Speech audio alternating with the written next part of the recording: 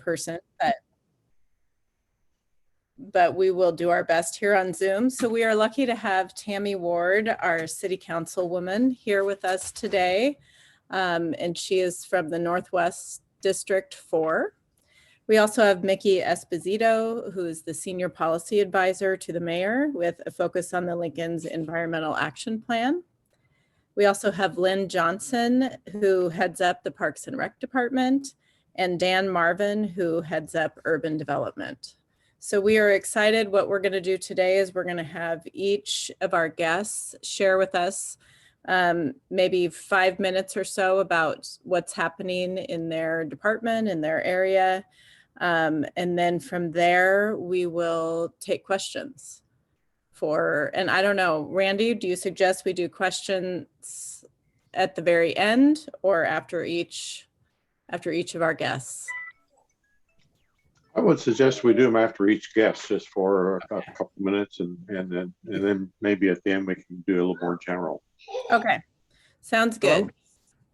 So I have Tammy. Yeah, I'm in a Rotary meeting, but okay, bye-bye. Okay, and if you can, make sure that you're muted, and we will go ahead with Tammy. You can introduce yourself and tell us a little bit about you and what you have going on in the city. Okay, well, thanks, Ann, and thanks to all of you for having us. I too am sorry we couldn't be in the council chambers, but it is important to keep each other safe right now until things get a little better again for all of us. So we'll try it again. And I want to especially thank the directors that are with us today. I know they have also very busy schedules, as do all of you. So thanks to our guests. So I just wrote a couple of things down as I was logging on that I thought might be of interest to you. And certainly the experts are on with us today, so they can elaborate as well or interrupt, and I won't be offended. We've all heard it all. But first of all, when I see Miki Esposito, I think of all the efforts she's made, of course, with the Climate Action Plan, but she has also been key with one of my major passions and interests, which has been urban agriculture. And we have a working group right now that meets almost every week on their own, and Miki and I join as we can, and they're putting together a master plan and working very hard and putting together a diverse group to keep moving that initiative forward in our community. So that is one thing that I know I am very excited about, and I know our club has had different guests that have spoken about that, and I was really happy to go to the our partners at Lincoln South Rotary and talk about urban ag initiatives in November, and so that was fun. So that's one thing that I still am grateful for, the help from Nikki and her team and others that are interested in the community. Secondly, and I know you've read a lot, and Dan Marvin shepherds most of these projects through the city, but the council has approved a number of housing projects as of late. And those are not without some, it's tough sometimes because those of us that come from a neighborhood background and are passionate about, in my case, older neighborhoods, those are some tough votes, but I've also committed to the housing action plan that Dan Marvin and his department have put forward in Lincoln, which commits to more housing stock. And so I really believe passionately that we need more housing. We certainly need more market rate and more affordable housing, which these projects have been a blend of both. And Dan may elaborate on that when he speaks, but I've been really proud of those. And those are not always easy votes. And but it's something that the council has, as a majority, also committed to. So I'm proud to support those projects. We had voted for, well, we moved 2 forward yesterday. So in way different neighborhoods. And so I think that's really important for our city. And then I'll just mention 2 other quick things because the directors really will have a lot to share with us. One is, like everyone, anxiously awaiting to see and participate in some of the last decisions as to where some of the ARPA recovery funds will go in our community. And I know some of those announcements will be made in the next few weeks. And so that's exciting for our community, as well as now we can watch the legislature and deal with what they have, which is even much more money. So I think that will be important to Lincoln as well. And there's some ask in the legislature for us in that regard. Lastly, I'll just mention, I'm sure you've all seen it in the news, but my colleague, Councilwoman Sandra Washington, has reintroduced the Fairness Ordinance in Lincoln, and that will have a public hearing on Monday. And basically what that does is update Title 11 as part of the city charter, which it addresses equity issues and gender identity issues, and has a clause that will also protect the military and veterans and create a class for them as well. So if that is of interest to you, that hearing is Monday at 3 o'clock. So that will be a big issue in front of the city council and for our community as well. And so with that, I'm happy, I guess, Randy, you decided to take questions now or later, either way, or if you have questions not related to anything I've mentioned, happy to answer those as well. Thank you for having us all today. Okay, so do we have questions for Tammy? See a couple people off mute. I don't know, Dean or Russ, do you have a question? No. Okay. So far, so good. Okay. Okay. Save them for the directors. That's better. That sounds good. I'm kidding. Thank you. Okay. Thank you. All right. So Miki, we'll move on to you. If you could just come on and introduce yourself and let us know what you're working on in your department. That sounds great. Okay. Hey, everybody. I'm Miki Esposito. I'm Senior Policy Advisor to Mayor Gaylor Baird.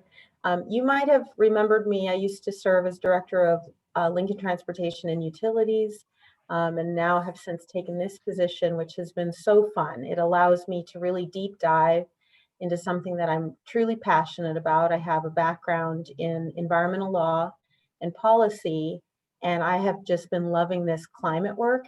And I just need to give a shout out to Councilmember Tammy Ward. Her leadership on urban ag and food related issues, building a resilient local food system, has just been inspiring. And from her leadership, we have been able to secure grant dollars to devote to this food master plan. So the great benefit about doing all of this is that it'll be essentially free to Lincoln taxpayers while we plan to kind of build those resilient local food systems. So thank you to her. And it's just fun working with her in general. So I'm glad you said something. I did want to tell this group, fun fact, in 1989, when I was 18 years old, I was the recipient of a RILA award from Rotary Oceanside. And I just kind of remembered that as everybody was sort of talking about their experience with Rotary. So I think it's probably time I became a member, but I've been raising kids and boy, they've been intense. But anyway, I just wanted to give a shout out to your organization. And I really loved the experience as a young teenager in participating in RILA. So I want to give a quick update. And if anybody doesn't know where to find the climate action plan, I just would encourage you to get on Lincoln's website, and you can put in the search box, Resilient Lincoln. There you would find the climate action plan. It's a 6-year plan. It's very comprehensive. It has kind of 8 action areas, including things like decarbonization, reforming and transitioning our electric system to 100% decarbonized by the year 2040. That's a big LES goal. We're about 50% of the way there. But LES has been a strong leader in setting and establishing that goal. The board took some leadership in 2020 to do that. A second area is just transportation, decarbonizing transportation, which is the leading emitter of greenhouse gases in the United States today. So when you think about the tailpipe, what's coming from not just going in our vehicles as fossil fuel-based fuels, but also what's coming out of the tailpipe, transportation is really a growing concern. So the city is really kind of focused on decarbonizing our own city fleet. And we have a goal of 100% decarbonized city fleet by 2035. It's very ambitious, but just this budget cycle, and Ms. Ward will be hearing about this soon, we have an aspiration to transition 67 of our city vehicles to a decarbonized or low carbon option in the next 2 to 3 years. So that ask will be coming forward in the budget, but one of the leaders in that space are public transit. So we're really proud of StarTran and the transition they've made to electric buses, compressed natural gas buses, renewable fuel type buses, and even biofuels. Any way that they can help to diminish the carbon footprint from those systems has been really helpful. Now we're moving more into our light fleet, sedans and small trucks and SUVs, those types of fleets, moving to more hybrid systems, CNG systems, biofuels, and also electric, which is very exciting. And one of the most exciting things we've been able to do is talk with our local partners. We have now formed a 5-party agency collaborative. We're calling it the Climate Smart Collaborative. We're working with Lincoln Public Schools, the University of Nebraska, the county, LES, and the city. And all together, we're talking about how to procure electric vehicles or other low carbon vehicles at better rates if we buy in bulk. The other thing that we can do to work together with our local partners is we can deploy citywide EV charging infrastructure. That has been such an exciting conversation because, as you know, the federal government is issuing a lot of money for this transition to electric vehicle charging. The administration wants to deploy a nationwide charging infrastructure for EV fleets, but we in the city want to complement that statewide and nationwide charging infrastructure with a more citywide reliable network. So that's why we've joined with these other 4 agencies to put this collaborative together, not just to procure vehicles and EV infrastructure at a lower cost by buying in bulk, but also to coordinate on where we place those charging systems and perhaps sharing in that infrastructure. So it's been an amazing collaboration. And we're about to launch what's called an EV readiness plan together. So we'll kind of join hands doing that, but that's all in the effort to decarbonize our transportation system here in Lincoln to lower greenhouse gas emissions. Second source of water supply has been an exciting topic to talk about. We, like Councilmember Ward had mentioned, we have some legislation to secure ARPA dollars. Not sure if we're going to get it. We're asking for $200 million. This project is upwards of $800 million. If we interconnect with MUD, we could save a little money. But if we go to the Missouri for that second source of supply, we would obviously need a bit more than that. So we're working with state legislators, and we're having a lot of discussion over how Lake 80 would impact our wellfield system. Definitely watching that very closely, getting information and data from the engineers who are working on that project, as well as trying to understand the 1923 Colorado-Nebraska Compact for the canal. That's been a very interesting conversation about impact to the South Platte River and keeping what they call keeping the sponge wet. We want to keep the South Platte River replenished with water all seasons of the year, but our understanding is that the state of Nebraska is trying to firm up those water rights during non-irrigation periods. And Lincoln has an interest. We draw from the Platte, but we also get most of our water from the Elkhorn and Loop system. So we feel pretty good, but obviously it's a project that we'll be watching. The final thing I just want to put on your radar is building resilience in the Salt Creek Watershed Basin. Flooding is a real issue in the Salt Creek Basin. And if you think about downtown as sort of the bottom of a bathtub, we aren't the city on the hill. We are actually, our downtown sits in the bottom of the bathtub. And so we have to be really mindful about development in the Watershed Basin. We have to be mindful of standards that can have an impact to developers in those floodplain areas. And so we're having a lot of conversation about not just standards and regulation, but also what structural measures, maybe dams, bridges, levees, reservoirs, things like Holmes Lake, to really contain water and keep it from these vulnerable areas and neighborhoods and businesses in the core of downtown. So you might recall the 2014 and 15 flooding events in areas of downtown, including this north and south bottoms, where we actually had to evacuate whole neighborhoods because of that inundation of water. We have some data, new data, showing that precipitation rates in our basin will increase by 1 foot. So we are being really trying just to be really responsible with how we plan for the future around building resilience in that basin. So please feel free to email me anytime with any questions, but also I just invite you to go to the Resilient Lincoln website, which Randy was so kind to drop in the chat. Thank you, everyone. Thank you, Miki. And if you want to drop your email in the chat, that would be great. And do we have questions for Miki? It's a lot. I'd ask a couple. Go ahead.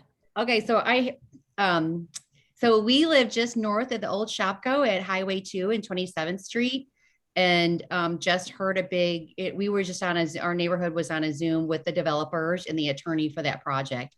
And wow, they're putting together a really, really, substantial project there. It sounds like it's going to be really nice. But I wondered from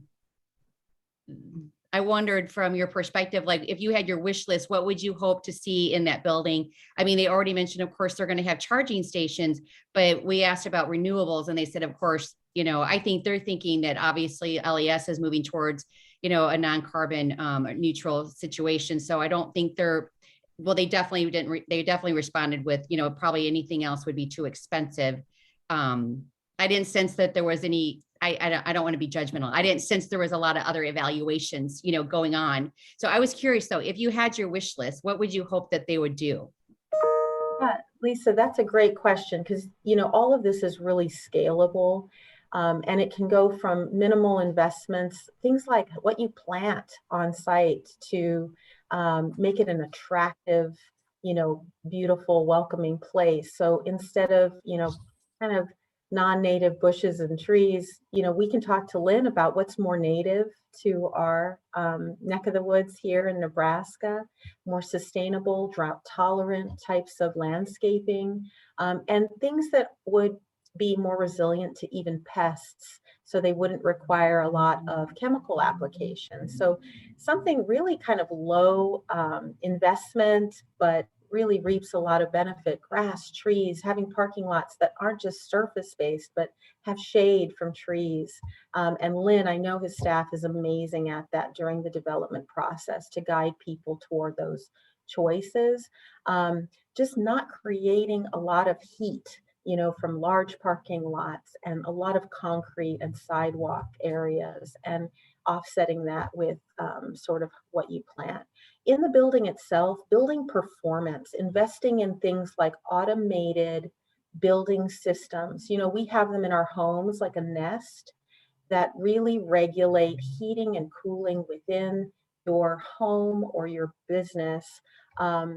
Incorporating things like natural light rather than just, pumping out a lot of heating or cooling in the winter or summer months. So building performance is a big deal. Of course, they can work with LES on incentives to place solar panels. They can talk to LES about the community solar program and doing virtual metering associated with that. Those are some of the more simple investments that they can make that aren't super costly. But yeah, you can go all the way to green roofs and regeneration, and you can even how you source materials that can get really pricey.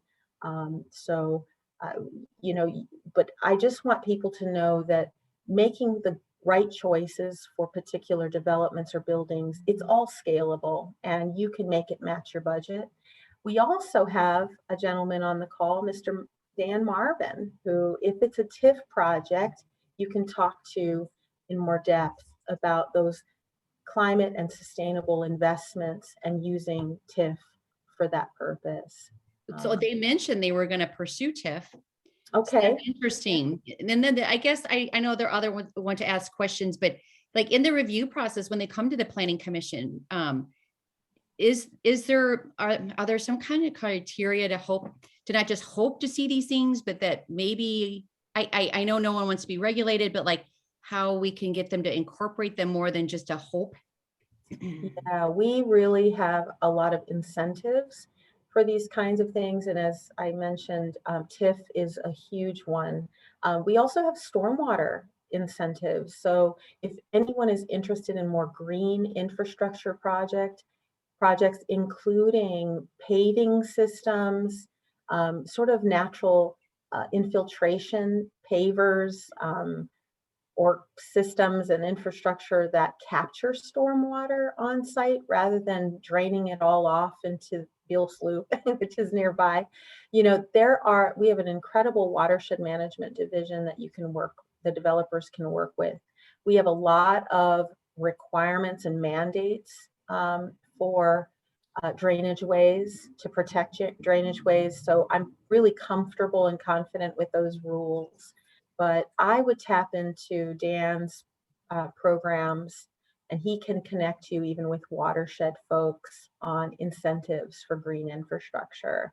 And the landscaping, I can't tell you, the Parks Department is an amazing resource for landscaping and how landscaping can really be your friend to capture stormwater runoff, to create shade. And, you know, as we get hotter in Lincoln, which we're projected to do, we need to protect sort of from these urban heat islands. So trees, grasses, everything that can facilitate photosynthesis is going to draw carbon from the atmosphere. It's going to create more shade. It's going to encourage a water cycle. You know, those are all good things, and we can imitate nature to protect our future. So just be in touch with us. We're happy to help in any way. Thank you, Miki.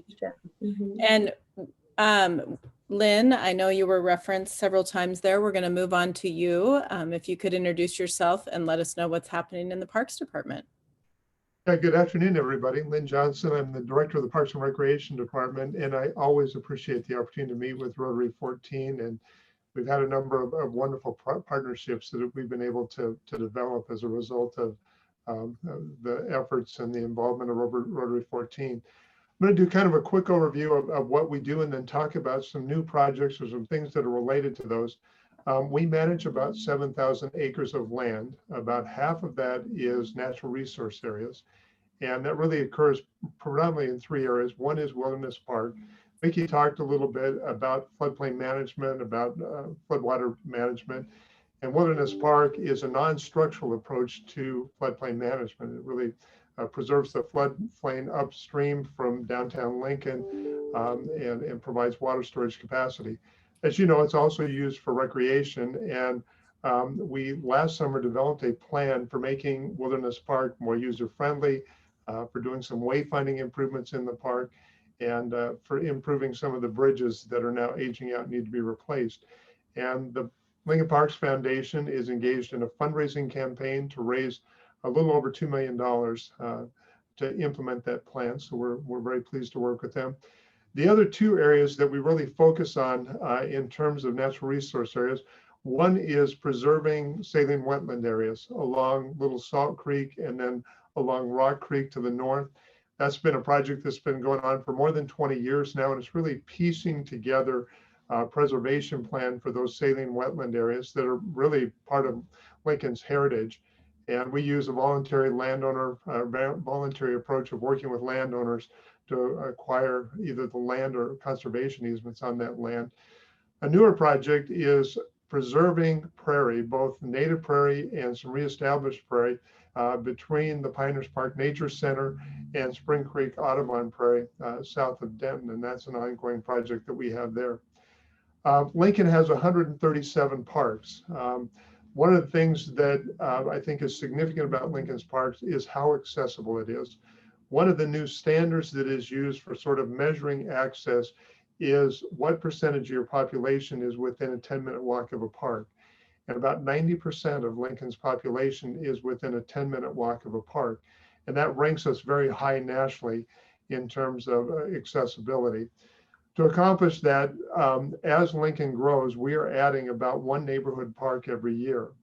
And that's an ongoing process. We have a great partnership with Lincoln Public Schools that oftentimes we're co-locating a neighborhood park with an elementary school site. New upcoming parks beyond neighborhood parks, we are going to be working on kind of redefining or reimagining the vision for South Haymarket Park. And that's about a 7-acre park site that is located south and west of 7th and N Street. It's been envisioned in the downtown master plan for probably at least 10 years at this point. And it's really, the vision is to create a park that serves downtown residents, but also the broader community and then visitors to the community as well. And we're going to be working on updating that master plan. And then there will be launching a fundraising campaign with the Barks Foundation later this year. And then in another park that's been in the comprehensive plan for many years is the idea of acquiring a new community park, larger park that would have sports fields facilities in it in Northwest Lincoln. And we are working with a new affiliate of the Lincoln Parks Foundation, the Solidago Conservancy, in identifying potential sites for that park and then working with the landowners to see about acquisition of those sites. In our 137 parks, we have 90 playgrounds, and kind of a new focus of that is what's called inclusive play. And it's really kind of the latest thinking about how do you create settings that allow people of all abilities to play next to one another and play with one another in playgrounds. And we are working with a group right now to develop a plan for adding additional inclusive play features throughout Lincoln's park system. And there will probably be a fundraising campaign that will go with that as well. You're all very familiar with Sunken Gardens. We have a team that is working in a greenhouse right now to grow the bedding plants for Sunken Gardens for this coming season. The Cascade Fountain renovation project is nearing completion. As Randy said, there are stacks of bricks out there with educators' names on them about ready to be installed in Rotary 14 Plaza. Thank you very much, Rotary 14, for that project. And we are planning a dedication for that project in early June. And we're excited to see that fountain turn on later this year. And then related to that, if you haven't recently been to Centennial Mall, I encourage you to stop by the block between L and M Street. And we have a new piece of sculpture there that recognizes Susan LaFleche Picot, who is the first Native American person to become a physician, a doctor in the United States. And that was a partnership with the Nebraska Commission on Indian Affairs and with the Lincoln Community Foundation.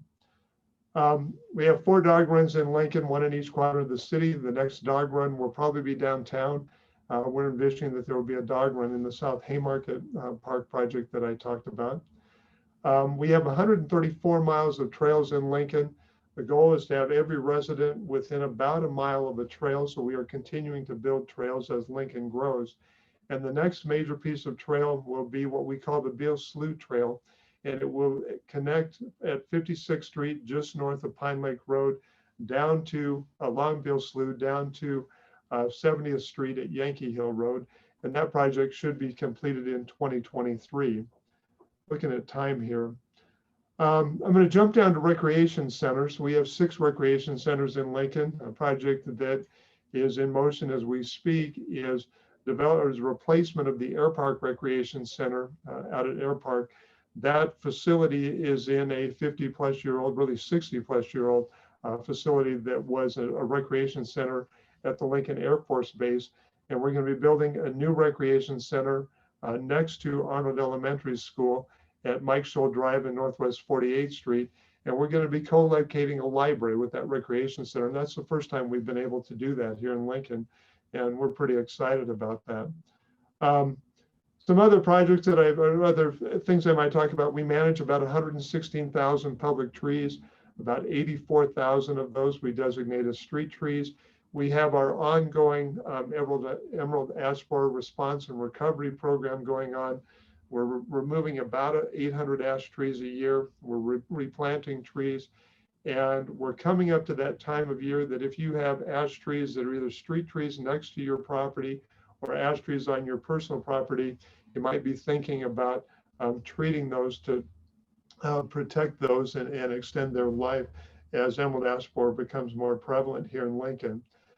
Some upcoming sort of major projects that we have on the list. How many of you play pickleball? Can I see hands of how many people either are playing pickleball? Pickleball is probably one of the fastest growing sports in Lincoln right now. We hear that there are about 700 members of Pickleball Lincoln. We're going to be developing a master plan looking at how additional pickleball courts, but also tennis courts should be developed in Lincoln. Mountain biking is also very popular in Lincoln and continues to grow. We have about a 2-mile mountain bike track in Van Dorn Park that's relatively new. We hear from the mountain bike enthusiasts that they'd like to add additional mountain bike opportunities in Lincoln. So we will be developing a plan later this year for development of additional mountain biking facilities in Lincoln.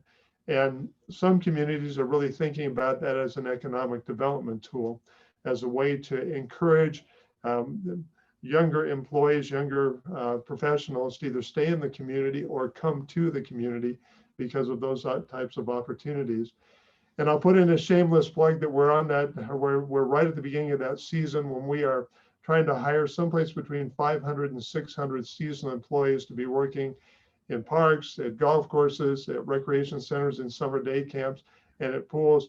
And if you know of a high school student or a college age student who might be interested in working for Parks and Recreation, please encourage them to go to the website, which is lincoln.ne.gov, and type in jobs in the search box, and it will take them to all of the seasonal summer employment opportunities that we have. And I would say that we're like everybody else. We are really struggling to hire enough employees right now. So we're trying to do a significant outreach effort this year to try to make sure that we can hire enough employees to make sure that we are doing everything we need to get done this summer. I'm going to pause there and open up for questions. Okay, and in the interest of time, we probably have time for maybe one question. Does someone have a question they'd like to ask Lynn?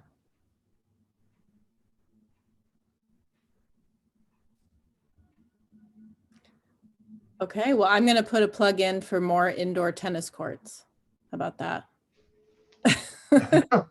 That's my new hobby is tennis. So they're definitely with pickleball and people taking up tennis. We are using the tennis courts. That is for sure. And that is, we know that Woods Tennis is essentially at capacity right now, that their indoor courts during the winter months and their outdoor courts during the summer, essentially at capacity. They have a vision for adding additional indoor and outdoor tennis courts that we're going to be talking about this year. Great. I do have a comment. Just wanted to thank Lynn and his staff for all the work that they've done in the senior garden. Jennifer Brinkman and I went down with them and we walked the whole park, and they've done a lot of work with benches and a new entryway and a drop-off point for people with handicaps. So that was keeping the whole intent of the park, was that it'd be handicap accessible. And when they put the new zoo addition in, they had to make quite a few changes for us. And I'm sure that must have cost you a few pennies, Lynn, but thank you for everything you've done there. Absolutely, and thank you. That's a wonderful, wonderful project that was in partnership with Rotary 14 and continues to serve the community well. Thank you. Okay, well, thank you, Lynn. Oh, go ahead. I'm sorry, and I just had a comment too. I think I was remiss in the beginning to note and thank Lynn's and his department's role in urban ag, because those of us that go looking for land across the city immediately gravitate toward green space and parks because we think that's such a great place to put urban ag projects. But Lynn has patiently explained to me that's not always the case. So he and Parks Department have done very much to work with us on that initiative. So Lynn, thank you for that as well. Okay, so Dan Marvin, if you could unmute and tell us a little bit about what's happening in your department. Sure. I can give people a brief overview of urban development and then what our projects are that we're working on. There's really 3 divisions for urban development. One is the Parking Enterprise Fund. So the downtown parking garages are all under a division of urban development, and we manage both surface lots and garages. And Wayne Mixdorf has done a wonderful job there. We also write the parking citations for the downtown as well.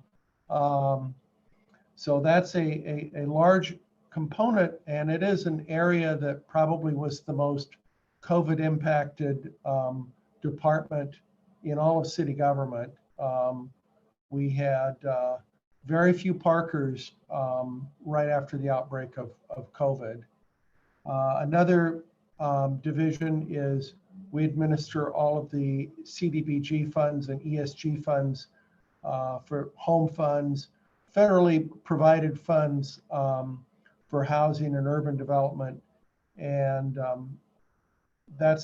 we also have a rehab specialist. And what I like to tell people is if you're income qualified and you're own your own home, we can go in and rehab that home, and oftentimes the conditions are a 0% loan with no repayment required. So normally when the person then leaves, then there'd be a lien on the property and we'd recover back our funds. But we rehab a significant number of homes in the city of Lincoln, and oftentimes it's for fixed income elderly who are trying to figure out a way to stay in their home, so we can make adjustments, make it accessible for elderly, and we can keep the house in good shape. So at some point in the future, when the house is sold, it's not dilapidated, it's in good condition, and it continues to stay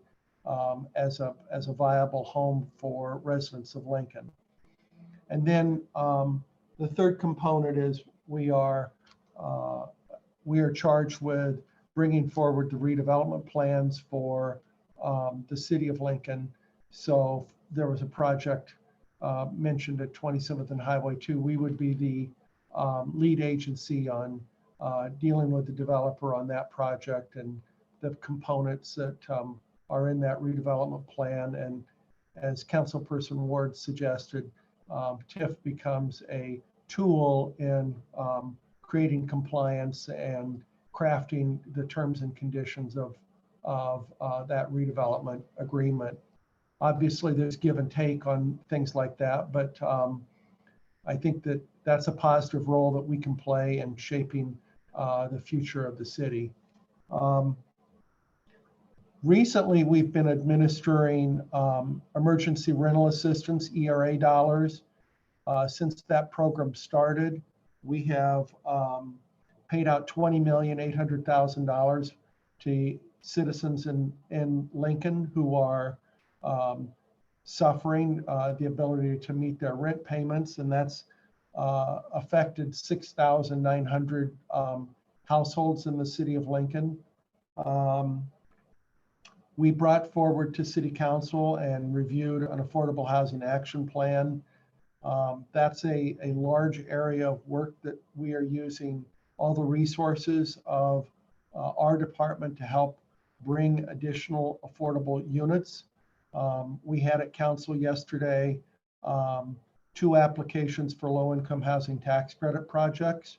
The number of the low-income housing tax credits are credits that you can apply for through Nebraska Investment Finance Authority, and that secures those apartments as being affordable for a very long period of time, generally up to 30 years. So those units are affordable to low-income folks.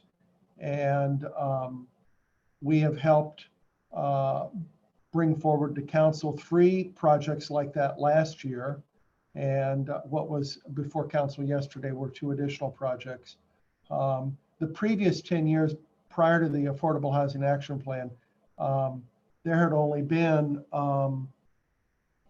7 projects that were LIHTC projects in that whole 10-year period. So in the last year and a half, we've really accelerated the pace of being able to provide additional affordable housing units.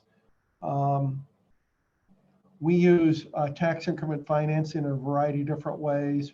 On West O, we'll be extending the bike trail down West O, which will connect to the new school on Northwest 48th Street. We expect that to be breaking ground later this year.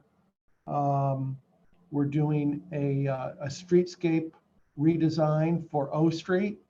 Some of the people might remember Helen Busalis, but Helen Busalis's design for the downtown is really the last time O Street was ever had a significant makeover. And it has aged, it's aged well, but it needs to be replaced. And so the redesign work that we'll be doing for O Street will be comprehensive and will really be kind of a generational transformation of O Street, something that hasn't been done for 50 years.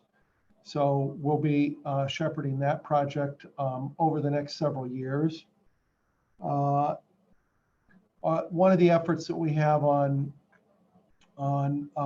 housing affordability is also rental rehab. So we have new resources that we're going to bring to bear to help rehabilitate apartments that are 40, 50, 60 years old so that they can stay in good working condition.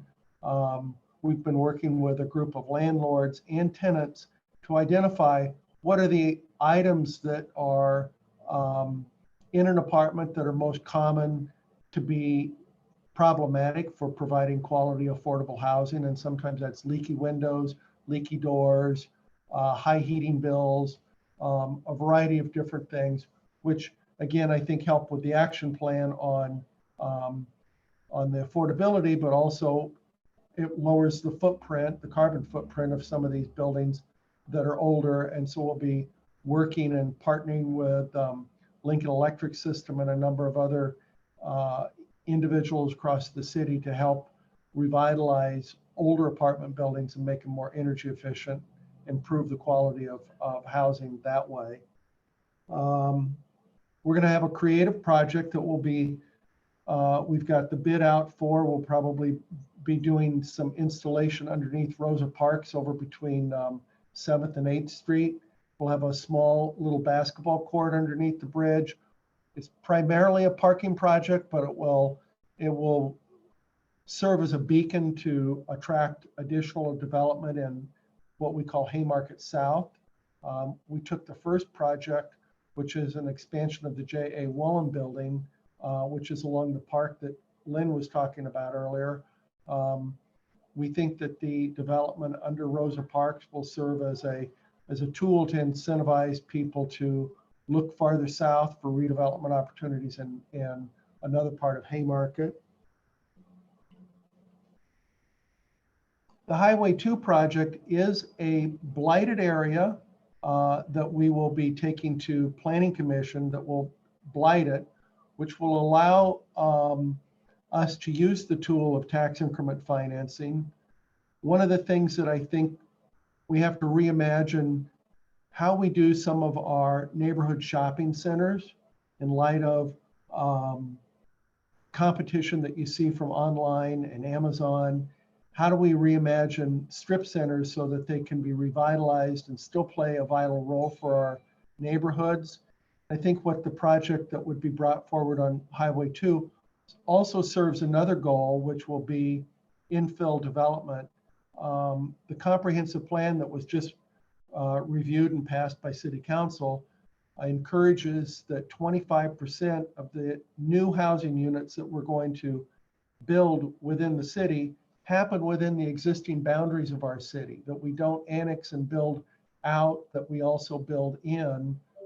I think that helps for neighborhood vitality, but it also is an efficient way of using the current infrastructure that we have so that we don't create additional costs on citizens as we extend the roadways, the water and sewer pipes, and then cover with concrete, areas out in the rural areas with more rooftops. So I think that those kinds of infill developments are always going to be a part of urban development's efforts.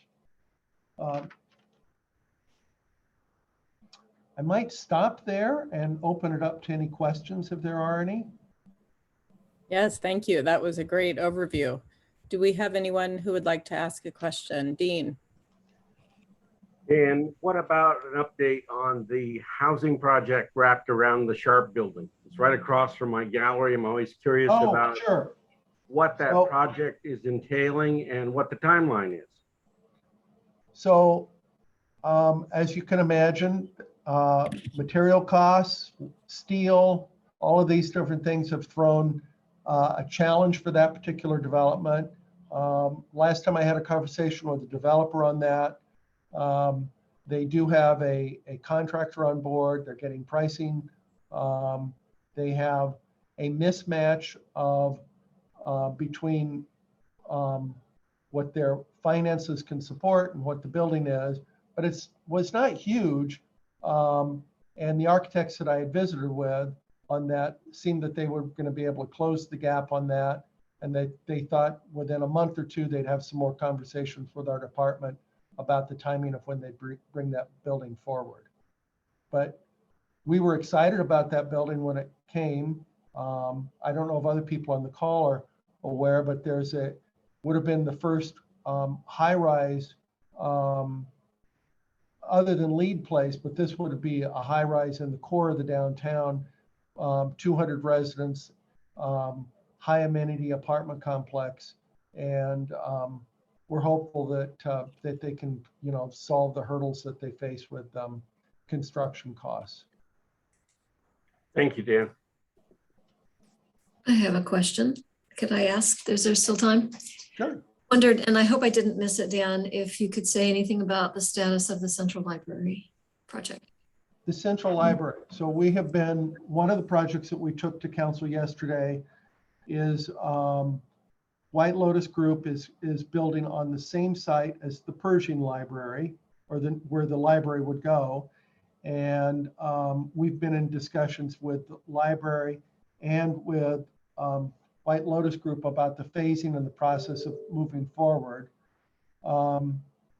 Pat Leach, head of the libraries, would be in charge of the timing of moving that library, but what we would anticipate is that on the build out of that particular block, the Pershing block, we would have a future downtown library and the project that White Lotus would bring forward, which would be affordable units and a fitness facility as well.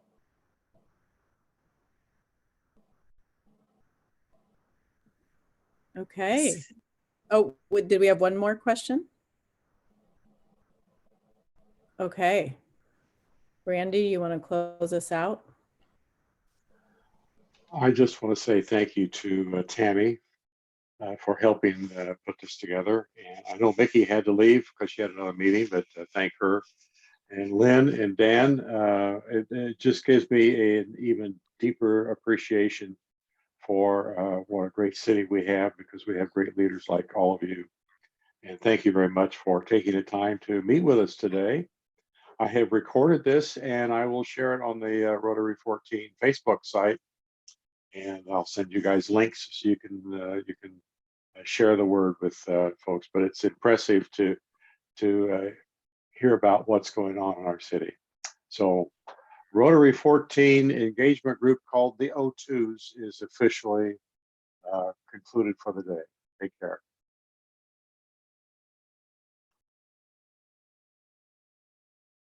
Tammy, I love your t-shirt, by the way. I I should have talked about the flag, but you know, you said to wear it. I always do what you say, Randy. Thank you. This was fun.